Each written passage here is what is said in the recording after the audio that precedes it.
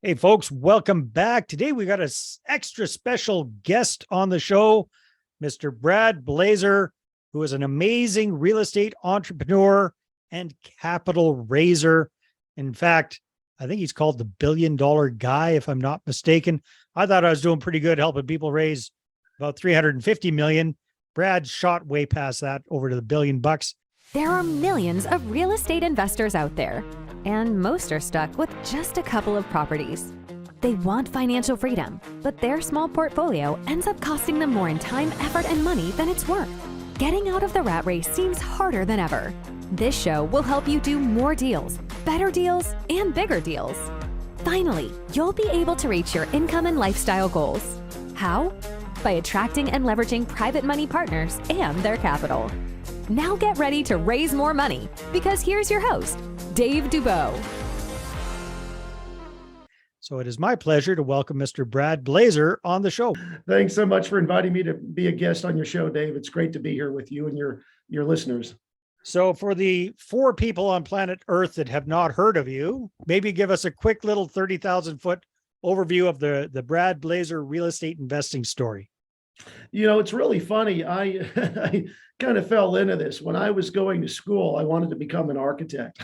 So once I discovered girls and realized that you needed money in your pocket to go out on dates, I was looking for a part-time job and actually landed a job going to work for a very small oil company based in Austin, Texas. I was in my early 20s at the time, and they hired me to get on the phone and to raise capital.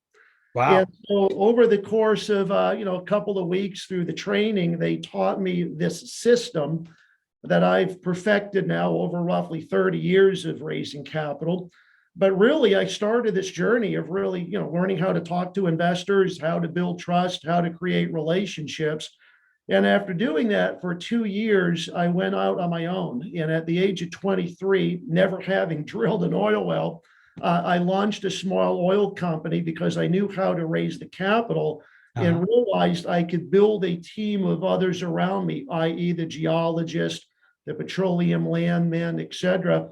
And I built a pretty nice business in my 20s and early 30s, raising literally millions of dollars from investors all across North America.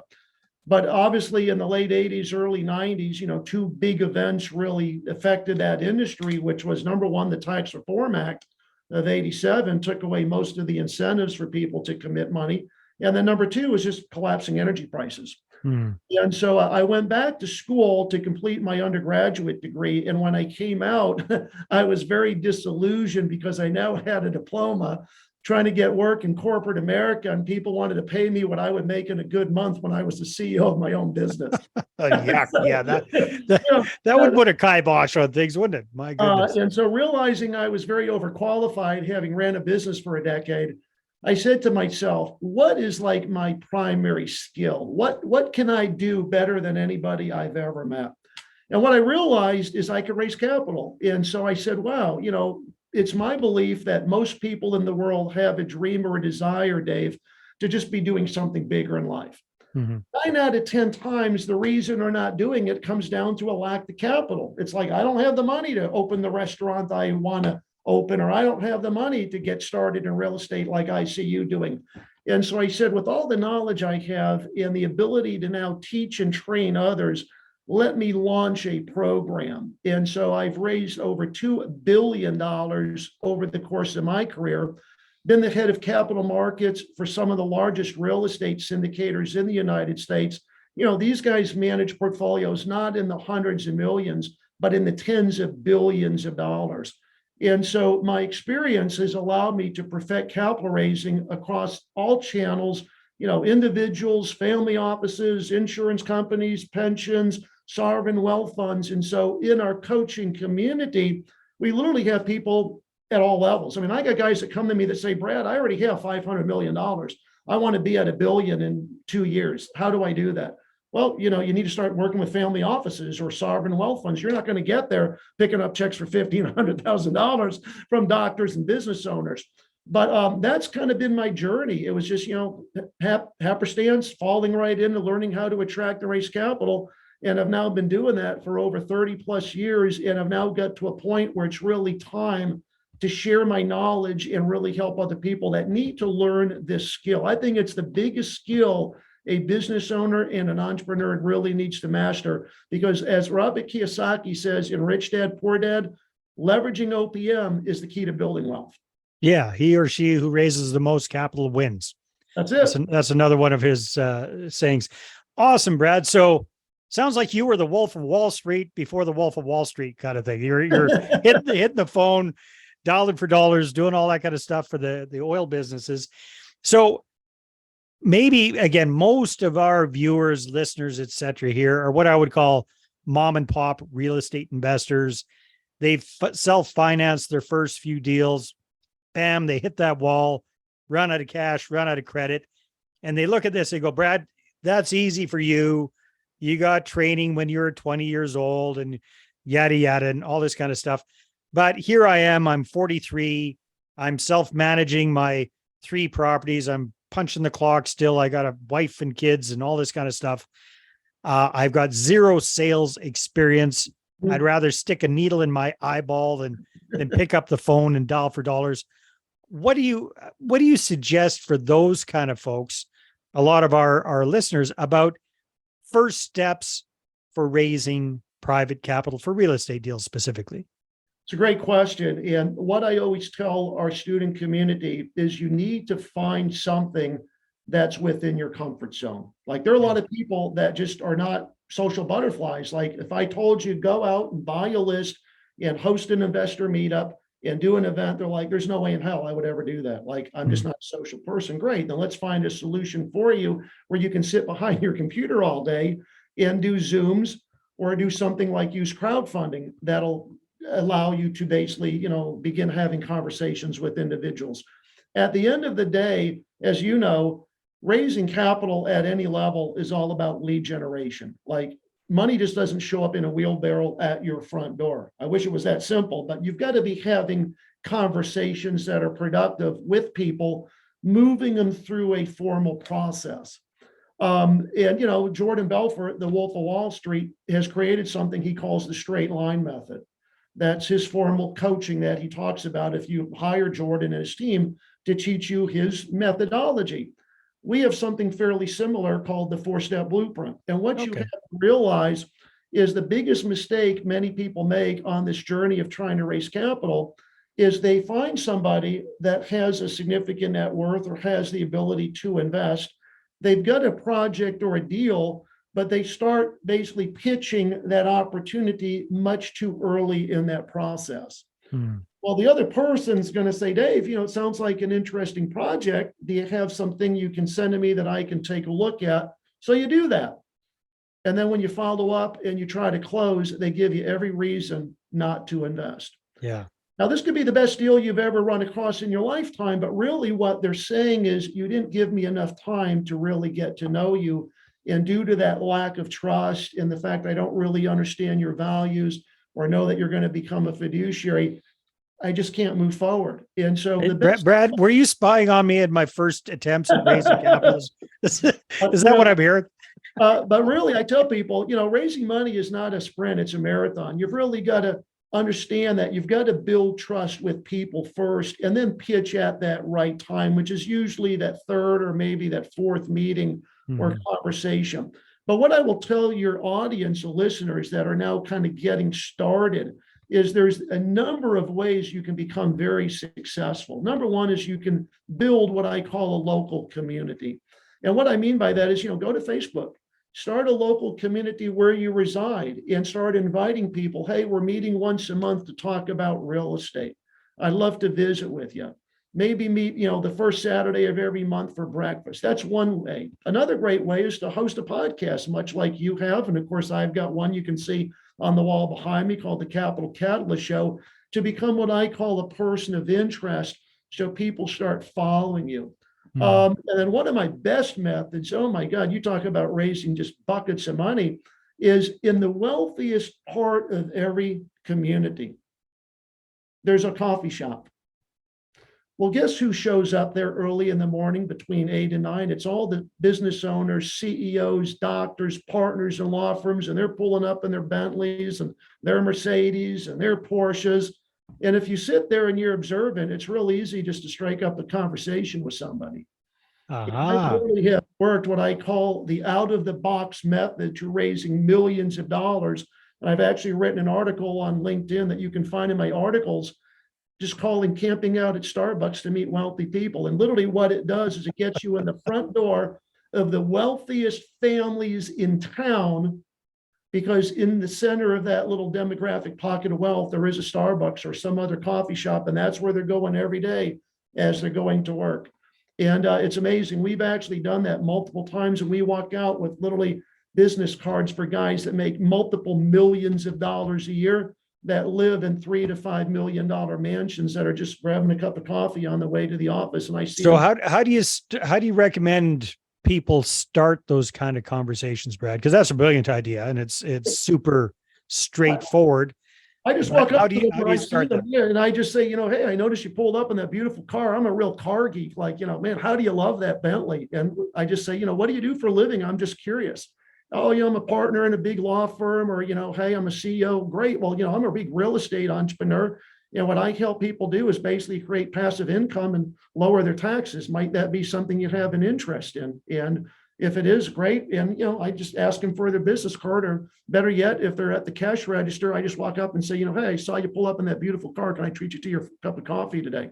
And so it's really just understanding that we're surrounded by all the money we need every day of our lives. We call these other people investors, but most people just don't have, I guess, maybe it's not desire, but it's really the ability to approach people and just strike up a conversation. I tell my students, pretend you're on a damn airplane and just, talk to the person next to you. If you notice. Well, would you agree? I mean, we're gray-haired older guys now, Brad. Not that old, but you know what I mean. Yeah. We remember the days before social media and everybody being glued to their phones, and people used to strike up conversations a lot easier. It seems like it's become a lot more difficult for a lot of people to actually have face-to-face conversations. So when you're dealing with introverted type students, what tips or suggestions do you give them for getting that rolling? Well, the beautiful thing today, of course, with the Jobs Act is we can use social media now in our outreach and solicitation for investor capital.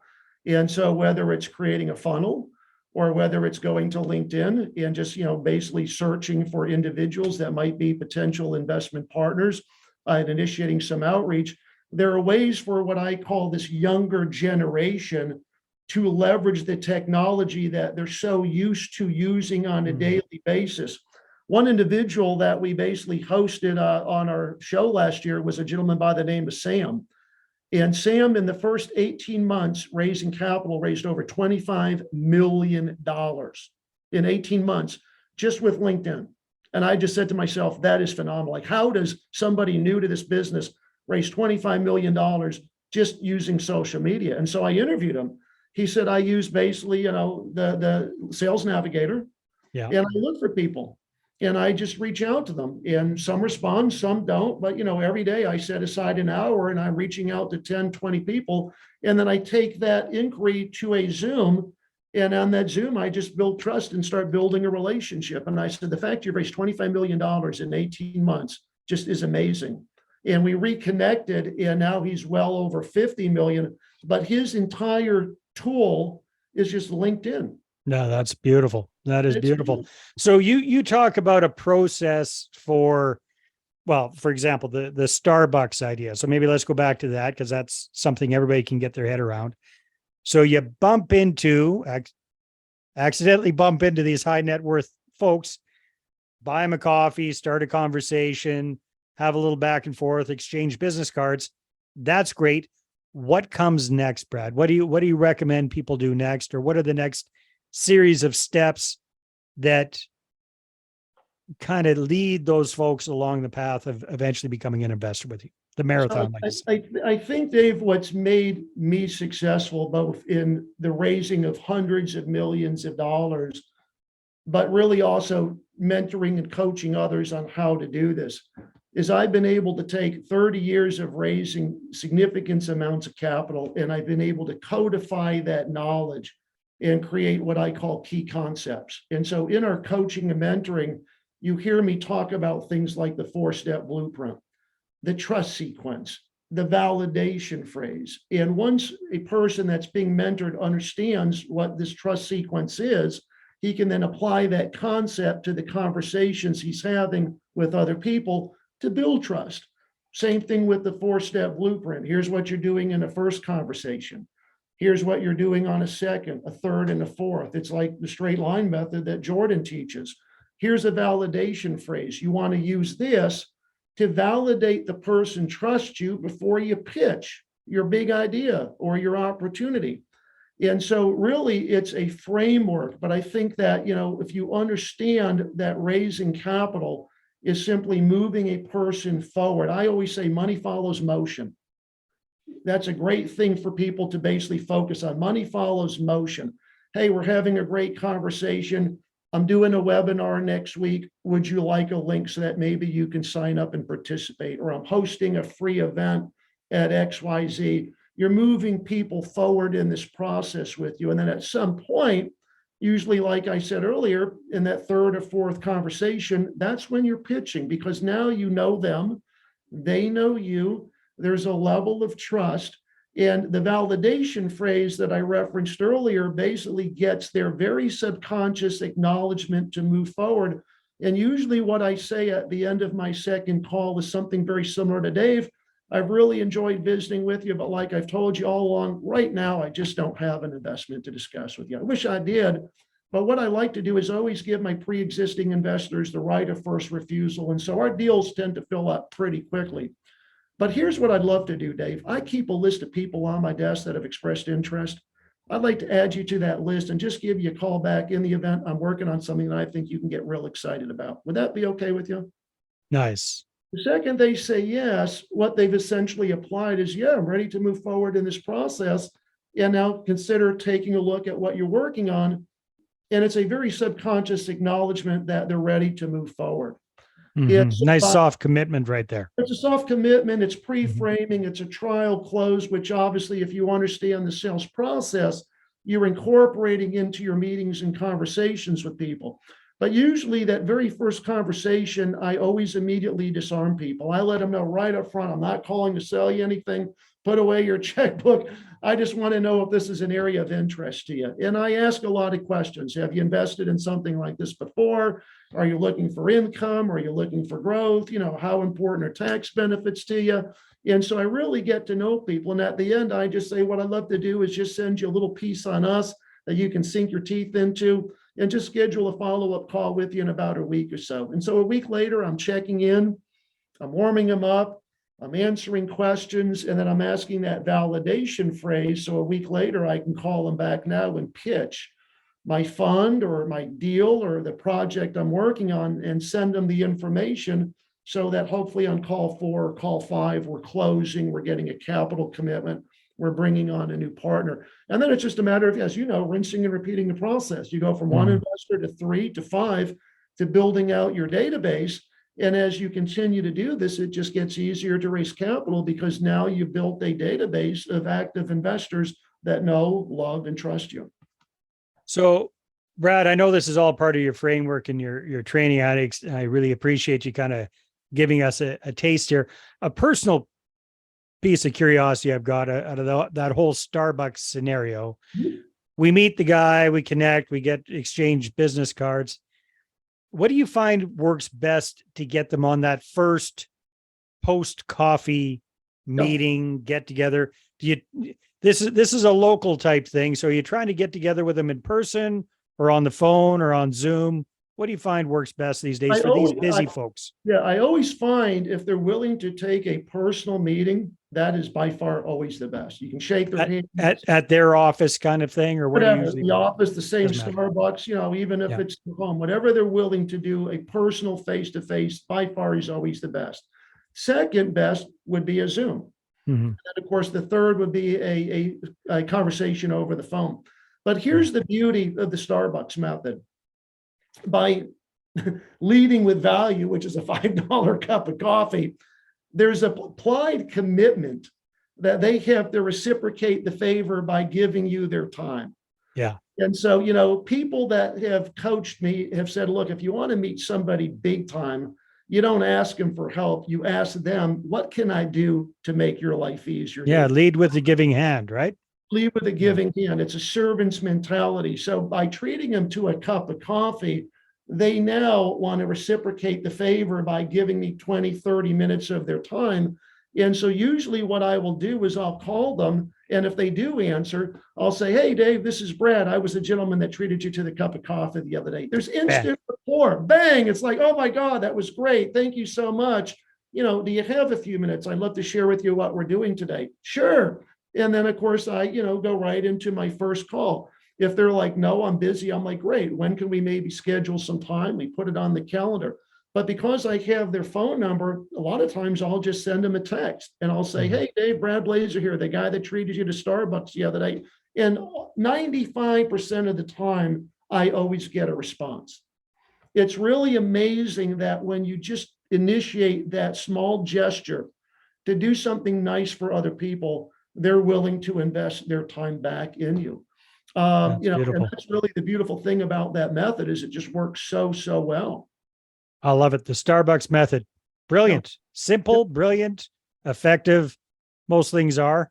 And then, just take it to the next level. If you're not comfortable meeting people in person, figure out a way to do a virtual version of that via Zoom, via LinkedIn. You could do the same idea, I think, kind of. You could buy somebody a Starbucks coffee card, send it to them digitally via LinkedIn and kind of get a little bit of that reciprocity going there. Good stuff, Brad. Well, time flies when we're having fun. We'll probably have to have you on the call again because I can tell you're a wealth of knowledge and information and experience. But in the meantime, if people want to find out all things Brad Blazar, where can they go? Well, I'm going to direct your listeners really to two places. One is obviously our website. It's very simple. It's just bradblazar.com. Just make sure that when you're Googling or you're searching for me, that you put absolutely no letter E's in my first or last name. It's Blazar, B-L-A-Z like zebra, A-R. And you'll get all the information on my backstory, of course, our coaching programs. The other thing is I'd love to direct your listeners to Amazon and basically just suggest, if they want to learn how to raise capital, they can get a copy of my book, Winning at the Capital Game. It's an easy read. You can read it over the course of a couple hours. And on the back, we have a testimonial from one of our good friends, one of the original Shark Tank, Kevin Harrington, who basically has read the book and more importantly, given it a phenomenal endorsement. But just reach out to us, follow me on Instagram, follow me on Facebook. We post daily content and we'd love to answer any and all questions you have related to raising capital, learning how to do this the right way. What I'm finding as I talk to people is a lot of the coaches in the quote capital raising space are not really educating people, unfortunately, about the regulatory side of the business. And so a lot of people are getting caught doing things that are improper, or they're going about launching funds, not knowing that they need to do things like file a Reg D notice, et cetera, et cetera. And so we really try to educate first, because at the end of the day, we all have to understand if we are taking people's money, we are in the securities industry, and unfortunately, we got to play by their game. Yeah. And most definitely, I see so many people posting their deals on Facebook and overtly soliciting capital. All the wrong way. Fantastic, Brad. Well, thank you so much for being on the show. This has been great. And everybody, stay tuned for our next episode. Take care and talk to you soon. Thank you so much. This episode is brought to you by MoneyPartnerFormula.com. Our Money Partner Formula service allows you to raise all the private capital you need to do all the deals you want while we handle the hard stuff. We offer reliable and affordable done-for-you marketing services that get you investor meetings booked without all the work. So go ahead and check out the website right now, and then feel free to schedule a call with me, and let's take your portfolio to the next level. Again, that's MoneyPartnerFormula.com.